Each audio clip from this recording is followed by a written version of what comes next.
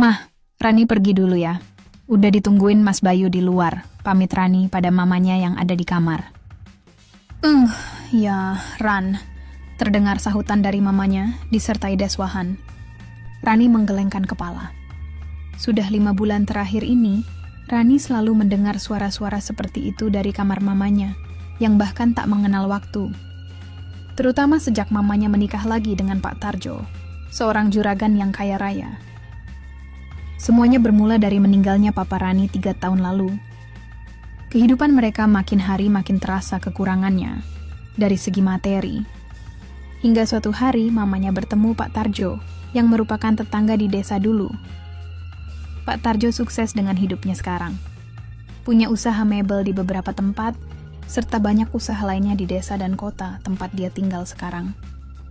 Setelah bertukar kabar, mulailah Pak Tarjo sering mengunjungi Yana, Mama Rani. Singkat cerita, menikahlah Yana dengan Pak Tarjo. Namun satu yang tidak pernah diduga Rani, ternyata Pak Tarjo sangat mesyum.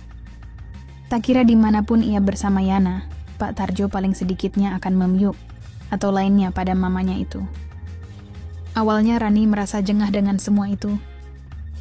Namun ketika ia memperhatikan diam-diam, Rani merasa ikut timbul keinginannya dengan apa yang dilakukan Pak Tarjo dan mamanya itu.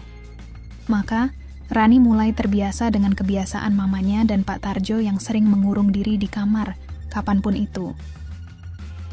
Seperti pagi itu, Rani yang sudah siap pergi bekerja, dan dijemput Bayu, pacarnya sejak kuliah, harus berpamitan pada mamanya yang sedang mendayung sampan dengan ayah tirinya itu. "Mamamu mana, Ran?" tanya Bayu yang menunggu Rani di teras. "Mama sibuk, Mas. Ayo berangkat." Rani masih malu untuk mengatakan hal sebenarnya pada Bayu tentang kebiasaan mama dan ayahnya. Sehingga dia tak banyak menjawab Bayu jika ditanya tentang mamanya. "Nanti malam kita makan di luar yuk, Ran." "Boleh, Mas. Mau jemput seperti jam biasanya, kan?" "Iya. Oh ya, kapan Mas bisa melamar kamu?" "Mas siapnya kapan?" "Besok juga siap kok." Rani merasa bahagia sekali. Keinginannya untuk menikah dengan Bayu akhirnya akan terlaksana.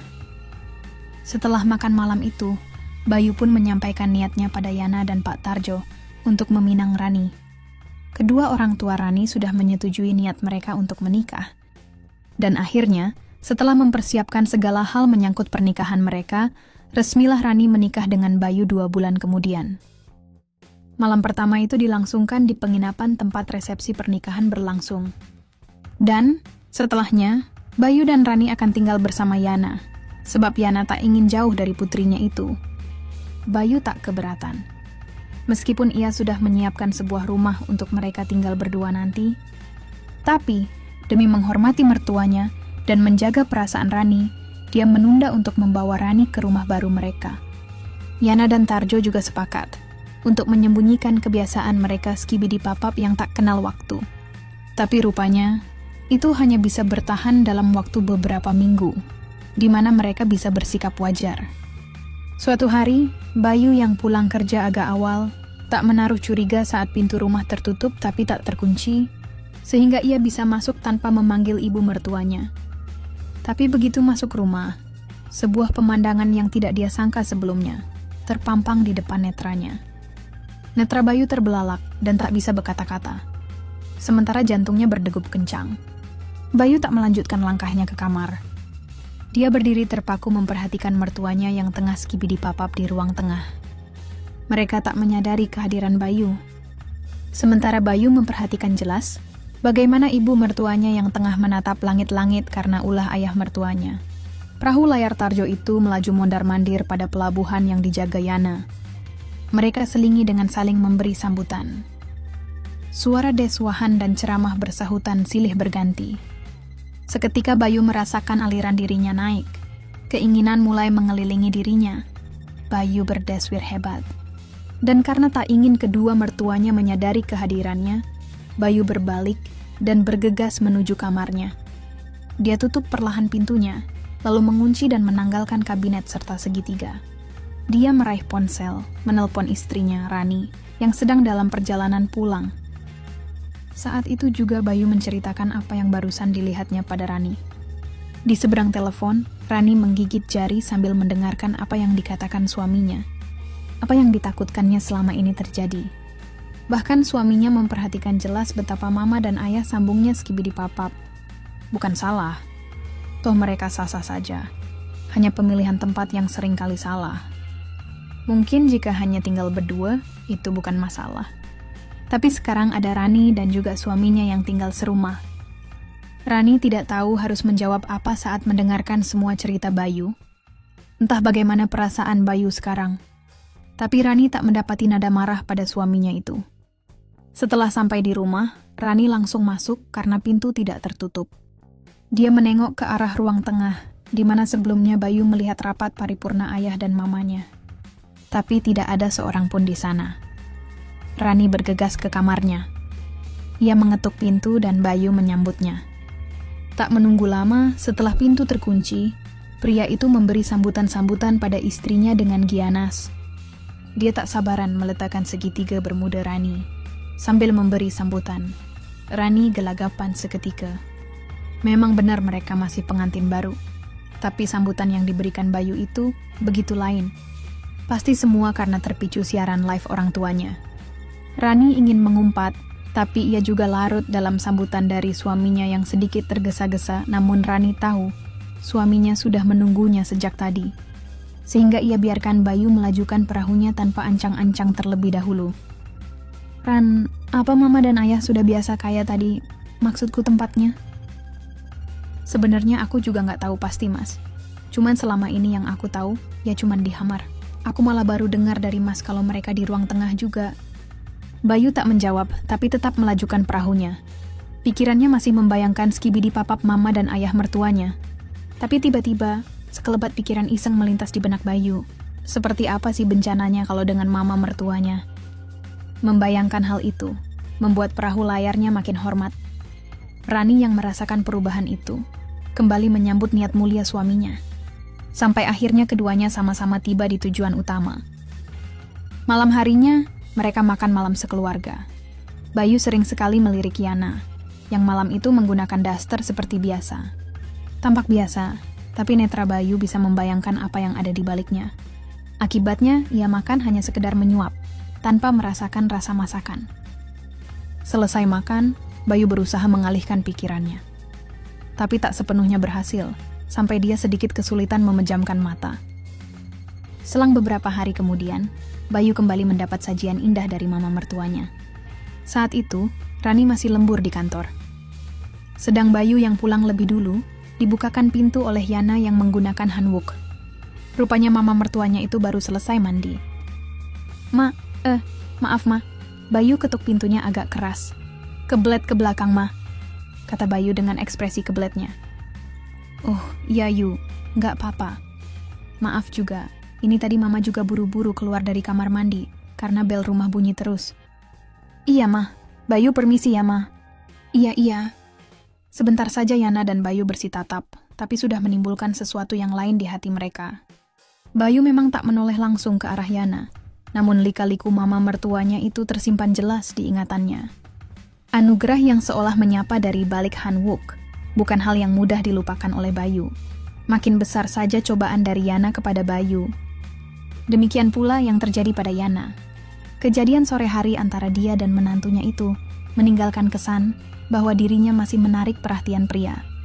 Bukan hanya Tarjo yang usianya lebih tua darinya, tapi Bayu, pria yang jauh lebih muda darinya pun sepertinya juga seperti itu. Yana pun makin percaya diri. Dan sejak kejadian itu, dia makin sering tampil lain dan terbuka, seolah menyampaikan pada dua pria di rumah jika ia sungguh masih ada daya indahnya. Mah, pakaian mama agak sopan dikit kenapa? Malu sama Mas Bayu. Loh, kenapa memangnya Ran? Mama kan gini untuk suami mama. Memangnya salah? Tapi kan di rumah ini ada Mas Bayu juga, Ma. Gini ya Ran, mama gak ada niat sama suamimu. Kalau kamu mau, kamu kan bisa juga seperti mama supaya Bayu kesemsem. Tapi Ma, kan ada ayah Tarjo. Halah, cuek saja. Toh ayah Tarjo kesemsemnya sama mama. Akhirnya Rani mulai mempertimbangkan kata-kata Yana. Maka mulailah dia menggunakan baju yang sudah ia lupakan sejak kedatangan Tarjo di keluarga mereka. Dulu ia juga gemar menggunakan baju yang menampilkan lika-liku kehidupannya. Dicobanya beberapa baju itu. Sebagian ada yang tak cukup, sebab anugerah dan lainnya sekarang lebih-lebih dari sebelum menikah. Rani mengamati penampilannya di cermin. Sebuah baju berlengan pendek dengan ujung menggantung membuatnya tampil sempurna sore itu. Setidaknya saat itu ia ingin menunjukkan pada Bayu jika ia bisa tampil seperti mamanya juga. Sebab Rani pun merasa jika Bayu sedikit banyaknya mulai sering memperhatikan mamanya. Bayu yang pulang kantor terkejut dengan penampilan Rani yang tak biasa. "Tumben kamu kayak gitu," ujar Bayu sambil memeyuk Rani. "Iya, kan buat suami juga, bolehlah." "Aku seneng, Ran. Kamu makin cantik. Tapi jangan salahkan aku ya. Kalau nanti makin sering, Iya mas, aku tahu kok resikonya, hihihi." Kebersamaan Bayu dan Rani semakin hari pun makin bertambah. Tapi rupanya, bukan hanya Bayu yang kesemsem pada Rani, tapi Tarjo rupanya juga terpana. Sudah seringkali ia menelan ludiah memperhatikan lika-liku putri sambungnya, yang tentunya lebih muda. Sampai suatu hari, Yana pergi ke salon, sedang Tarjo hari itu tidak ada kegiatan di luar, sementara Bayu sedang di luar kota sejak 2 hari lalu. Hari Minggu itu Rani tidak bekerja. Ia pun menjalani kegiatan di rumah seperti biasa jika ia sedang libur. Usai menjemur baju, Rani pun berniat sarapan. Dia memasak nasi goreng. "Masak nasi goreng ya, Ran?" tanya Tarjo yang mengetahui aroma nasi goreng buatan Rani. "Iya ya, ayah lapar ya?" "Iya, sekalian buatkan kopi ya." "Iya ya." Rani tak menyadari jika Tarjo memperhatikan lika-liku putri sambungnya dari belakang. Pria itu duduk di kursi makan, sambil sesekali mengambil perahunya yang bersembunyi di balik sarung. Perahunya sudah hormat, apalagi saat Rani duduk mengambil piring. Rani yang berbalik dan meletakkan piring berisi nasi goreng di hadapan Tarjo, sedikit terkejut mendapati ayah sambungnya itu menatapnya agak lain. Senyumannya sudah menandakan jika pria itu sedang timbul keinginannya. Rani menjadi sedikit gugup, tapi ia coba bersikap biasa. Saat ia duduk di depan Tarjo, netra pria itu tak berkedip memperhatikan anugerah putri sambungnya. Rani yang saat itu menggunakan kaos sederhana, sungguh merasa tak nyaman. Ia menyuap nasinya perlahan, meski rasanya mengganjal di tenggorokannya. Rani meminum air putih di gelasnya. Namun entah bagaimana, air dalam gelas itu malah tumpah. Tarjo tersenyum membuat Rani semakin gugup. "Hati-hati kalau minum, Ran," ujar Tarjo. "Iya ya," jawab Rani sambil mencoba tak mempedulikan Tarjo. Ia teruskan makannya, lalu bergegas menuju wastafel, mencuci piring dan peralatan dapur di sana. "Ayah titip piring kotor juga ya," kata Tarjo yang tiba-tiba sudah berada di belakang Rani. Rani tersentak kaget. Pasalnya, Tarjo seolah memeyuk Rani saat itu. Mendapati Rani diam, Tarjo justru semakin berani. Ia memyuk Rani, membuat wanita itu panas dingin dengan tiba-tiba. Tarjo tak mau melewatkan kesempatan mulia itu. Dengan segera ia menyiapkan perahu layar yang sudah hormat, lalu diparkirkan pada 2 benua alam di depannya itu. Istri Bayu itu gelagapan. Ia sudah menduga sesuatu akan terjadi, tapi tak secepat yang ia kira.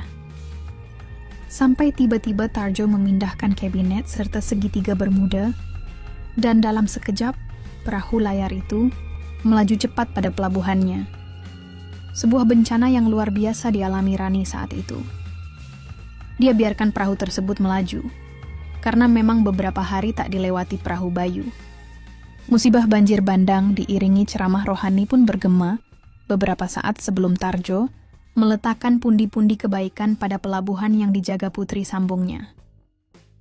Kejadian pagi hari itu rupanya membuat Tarjo keteyusan. Ia selalu meminta pada Rani saat menantunya itu ada di rumah. Tentu saja saat Erita tidak bersama Bayu dan dia juga tidak bersama Yana. Dan hal itu pun dirasakan pula oleh Erita. Dia mulai terbiasa dan senantiasa mengiyakan keinginan ayah sambungnya. Hingga seminggu kemudian, Bayu pulang dari kantor lebih awal, karena tugas dan laporan akhir bulan sudah ia kerjakan lebih singkat dari biasanya. Sayangnya sesampainya di rumah, Rani belum pulang dari kantornya. Tarjo pun sedang sibuk dengan urusan pekerjaannya di luar, menyisakan Yana di rumah sendirian. Bayu masuk rumah yang pintunya terbuka setelah mengucap salam, namun tak ada yang menjawab. Dia menuju kamarnya, meletakkan tas, lalu salin, dan segera menuju ruang makan karena merasa lapar. Di saat ia hendak mengambil piring, terdengar suara ibu mertuanya yang menegur. "Siapa itu?" tanya Yana dari kamar mandi. "Aku mah, Bayu." Yana terlanjur keluar dari kamar mandi, meski mendengar suara sahutan dari menantunya. Dia lupa jika saat itu hanya menggunakan hanwok saja. "Oh, kamu Yu, kok sudah pulang?" Rani bilang, "Kamu pulangnya malam?" "Iya, Ma. Niatnya mau ngasih kejutan aja sama dia." Mata Bayu menatap lika-liku mamah mertuanya. Sementara Yana yang menyadarinya, buru-buru berbalik menuju kamar mandi. Tapi naas, pada saat melangkah, tanpa sengaja kakinya terpeleset air yang menggenang sampai hampir saja terjatuh. Beruntung dengan sigap Bayu menolongnya. Yana tak jadi jatuh, tapi hanwoknya yang jatuh di lantai. Sontak Yana kaget, bahkan tak tahu harus bagaimana. Tapi Bayu segera menguasai situasi. Dia lantas mengambilnya, tapi anehnya, ia tak memberikan atau mengembalikan hanwok itu pada tempat semula. Bayu justru tetap duduk, memperhatikan rerumputan padang Sahara Arabia. Begitu gersang dan sangat berbeda dengan rumput ladang istrinya. Tanpa Yana sadari, Bayu lantas mendekatkan wajah dan memberi perhatian pada bidang tersebut. Hampir saja Yana kehilangan keseimbangan, karena yang terjadi sungguh di luar dugaan. Ia menyandarkan diri pada dinding. Tapi anehnya, apa yang dikerjakan Bayu sama sekali tak membuatnya marah. Sebab ia juga pernah memandang lebih pada menantunya itu. Yana justru menyiapkan sajian itu pada menantunya. "Di sana aja, Ma," ujar Bayu sambil menunjuk salah satu ruangan di rumahnya. "Tapi Yu..." "Udah terlanjur hormat, Ma," sahut Bayu sambil memberitahu penampakan perahu layarnya. "Tapi pintunya..." ujar Yana yang memberitahu jika pintu belum dikunci. Bayu lantas tersenyum sebelum akhirnya mengunci pintu. Setelah ia kembali, rupanya Yana sudah tak ada di tempat semula. Bayu lantas melangkah ke kamar mertuanya. Dan rupanya benar, Yana sudah berada di sana dengan sajian-sajian istimewanya. Sore yang indah. Niat memberi kejutan pada Rani, malah mendapat kejutan dari mamanya Rani. Bayu sudah membuat Yana sesenangan dengan segala perhatiannya. Tak hanya Bayu, Yana pun juga demikian. Ia mengambil perahu hormat tersebut lalu memberi perhatian lainnya. Beda orang, beda juga bencananya batin Bayu. Setelah rampung, Bayu pun meletakkan perahu layar pada pelabuhan tersebut. Pelabuhan yang usianya 20 tahun lebih tua darinya itu. Tapi bencananya tak kalah dengan pelabuhan istrinya. Sambil memberi sambutan, ia lajukan perahu itu sesuai keinginannya. Banjir bandang pun melanda sebelum akhirnya, keduanya pun tiba pada tujuan yang sebenarnya. "Yu, kalau setelah ini Mama ada masalah lagi, boleh nggak Mama tanya Yana sambil menatap cicak di langit-langit kamar. "Apa perlu Bayu jawab, Ma?" sahut Bayu sambil tersenyum. Dan Yana pun mengerti arti jawaban menantunya itu. Hari sudah beranjak senja. Mereka berpisah sebelum Tarjo dan Rani datang. Di luar kamar Yana, Bayu mengambil kembali hanwok yang tadi sempat diambilnya, lalu meletakkan kembali pada tempatnya. Mengingat peristiwa bersama ibu mertuanya, Bayu tersenyum sendiri. Sambil berjalan menuju kamarnya, ia mendengar perutnya keroncongan. Ia bahkan melupakan rasa laparnya tadi, begitu bertemu ibu mertuanya itu. Malam pun tiba, Rani dan Tarjo sudah pulang ke rumah. Rani sudah menemui Bayu yang menyambutnya dengan senyuman biasa. Padahal, awalnya pria itu ingin memberi kejutan. Tapi setelah peristiwa tadi, Bayu lupa akan kejutannya. Mereka pun lalu makan malam dengan perasaan senang yang mempunyai sebab sendiri-sendiri. Malam itu, Bayu tak menunaikan kewajibannya pada Rani dengan alasan lelah. Sebenarnya Bayu tidak bohong, ia memang lelah. Lelah setelah perjalanan jauh mendayung sampan bersama mertuanya. Hari pun berganti minggu, dan minggu berganti bulan. Meski Rani dan Bayu masih aktif menunaikan kewajiban malam mereka, tapi keduanya juga menyelingi skipidipap dengan Tarjo dan Yana. Sampai suatu hari, Rani pulang kerja lebih awal, karena merasa tidak enak badan. Suhunya meninggi dan kepalanya pusing. Yana merawat putrinya dengan penuh kasih sayang. Sementara Bayu yang dikabari jika istrinya sedang sakit, segera melaju pulang. Tarjo yang hari itu sedang ada kegiatan di luar pun, memutuskan pulang, saat Rani lebih dulu mengabari sebelum sampai di rumah. Karena sampai malam tak juga turun demamnya, akhirnya Rani dilarikan ke rumah sakit. Setelah mendapat penanganan dari dokter, dan pemeriksaan menyeluruh, dokter mengatakan jika Rani tengah halim. Rani terlihat bahagia, begitupun Bayu. Tarjo pun wajahnya nampak sumringah, sebab ia merasa ikut andil dalam rapat paripurna itu. Tapi berbeda dengan Yana yang sering terlihat murung.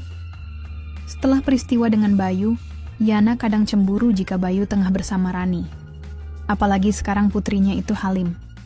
Yana jadi iri dengan kondisi Rani. Andai dia masih semuda putrinya, pasti dia tak akan ragu seperti Rani juga. Entah kenapa, Yana sangat berharap bisa halimah dengan Bayu, menantu laki-lakinya, sekaligus ayah dari calon cucunya itu. Berbeda dengan Yana, Bayu yang mendengar kehaliman istrinya, berencana untuk pindah rumah dan memulai kehidupan baru. "Ma, ya, aku dan Rani ingin pindah rumah. Rugi juga kan, kalau rumah yang sudah kusiapkan terlalu lama kosong," ujar Bayu ketika semua berkumpul di meja makan. "Tapi Rani kan lagi halim Toyu," kata Yana penuh perhatian. "Nggak apa-apa, Ma. Kan nanti rencananya pindahan rumah sekaligus selamatan di sana," jawab Bayu.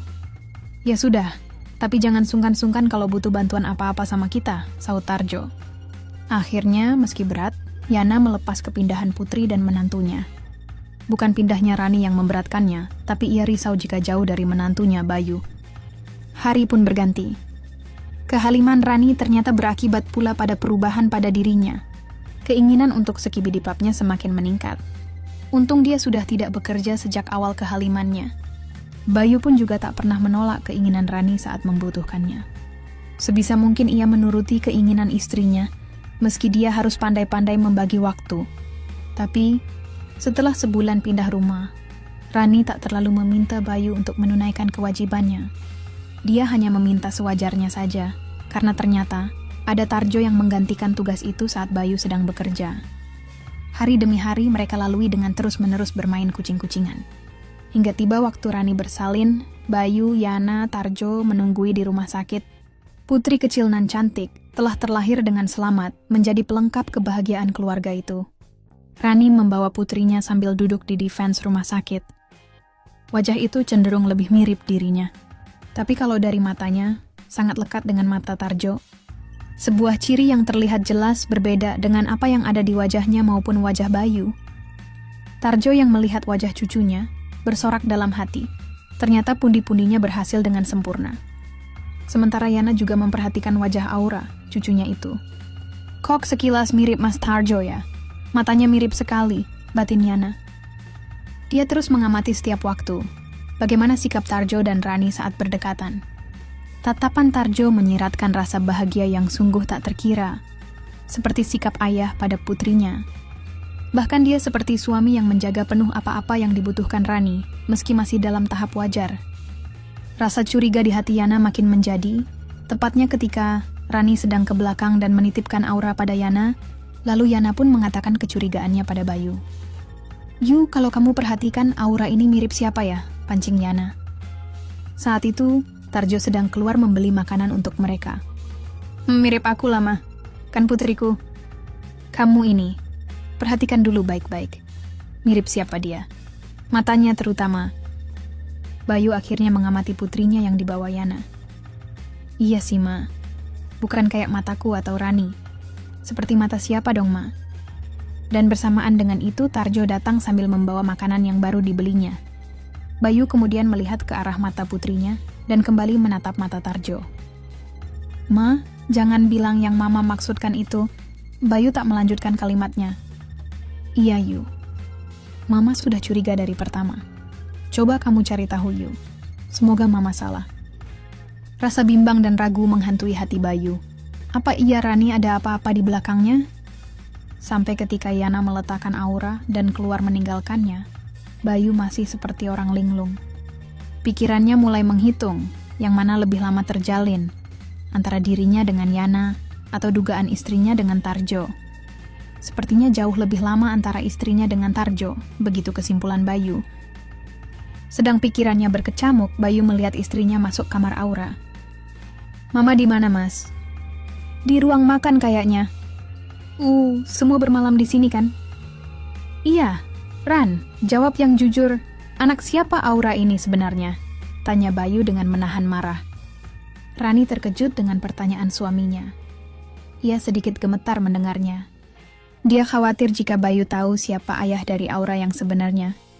"Apa maksud Mas tanya begitu?" "Tentu saja Aura adalah anak kita," jawab Rani dengan wajah tegang. Bayu mengulas senyum di wajahnya, lalu ia mendekati Rani. "Jangan gugup gitu dong. Mas juga tahu kalau Aura itu anak kita." "Masa iya? Kamu ada apa-apa di belakang Mas sampai Halim? Kan nggak mungkin," tanya Bayu tersenyum. "Iya Mas," jawab Rani dengan sedikit takut. "Ya udah yuk, kita makan dulu. Mama dan Ayah sudah menunggu di meja makan." Rani mengikuti langkah Bayu menuju ruang makan. Hatinya berdebar panik, apalagi saat sampai di meja makan, Tarjo dengan sigap menarikkan kursi untuknya. Dia merasa pandangan mata Bayu penuh curiga. Sesudah itu, Tarjo pun sibuk menawarkan beberapa menu makanan pada Rani. Rani hanya bisa berdoa dalam hati, semoga Tarjo tidak menunjukkan perhatian lebih agar suaminya tak curiga. "Sudah ya, aku bisa ambil sendiri nanti. Ayah makan saja," kata Rani, sambil menolak saat Tarjo akan mengambilkan lauk. Ya sudah, makan yang banyak, supaya kamu dan putrimu sehat," kata Tarjo. Yana dan Bayu hanya diam menyaksikan hal itu, tapi mereka saling memberi sinyal dengan berpandangan. Makan malam usai, Tarjo dan Yana yang masih berada di rumah Bayu tidur di kamar tamu. Sedang Rani berada di kamar Aura yang berada di kamar depan, dan Bayu tidur di kamarnya sendiri. Malam makin larut. Tarjo yang tak bisa tidur, perlahan turun dan berjalan mengendap menuju kamar Aura. Dilihatnya, Rani tengah terlelap di samping Aura yang juga nyenyak. Putrinya itu rupanya habis minum. Tapi, Rani lupa menutup bungkusan anugerah negara itu. Panorama yang sungguh istimewa untuk Tarjo. Dia lantas mendekat, lalu memberi perhatian pada anugerah tersebut. Ayah," ujar Rani saat menyadari siapa yang ada di sampingnya. Tapi tanpa dikira, sepasang mata memperhatikan mereka dari kejauhan. Dan selagi Tarjo dan Rani sibuk dengan urusan mereka, masuklah Bayu diikuti Yana. Penampakan di dalam kamar sungguh di luar dugaan. Sontak Tarjo terhuyung ke belakang sampai terjatuh, sementara Rani kahet bukan kepalang sambil membereskan bungkusan anugerah negara. "Ayah, Rani, kenapa kalian?" "Yuk, dengerin ayah dulu. Ini salah paham," kata Tarjo dengan gugup. Dia mencoba beranjak dari jatuhnya. "Kenapa ayah tega?" "Rani kan istriku," ujar Bayu dengan mata berkaca-kaca. Namun secara bersamaan seketika Bayu juga teringat jika ia pun ada apa-apa dengan mama mertuanya. Saat itu juga akhirnya, Bayu pun mengakui keakrabannya dengan sang mertua. Tak peduli jika Rani kecewa, toh Bayu juga yakin jika dia bukanlah ayah dari putri Rani. Pada akhirnya, baik Rani dan Bayu memutuskan berpisah, begitupun dengan Tarjo dan Yana. Dan setelah perpisahan tersebut, Tarjo akhirnya menikah dengan Rani. Begitu pula dengan Bayu yang juga memilih Yana menjadi istrinya. Tak ada dari mereka yang saling membenci. Dan untuk menjaga keutuhan rumah tangga masing-masing, Bayu pindah ke rumah barunya. Sementara Rani tetap tinggal di rumah lama bersama Tarjo, yang dulu pernah menjadi ayah sambungnya.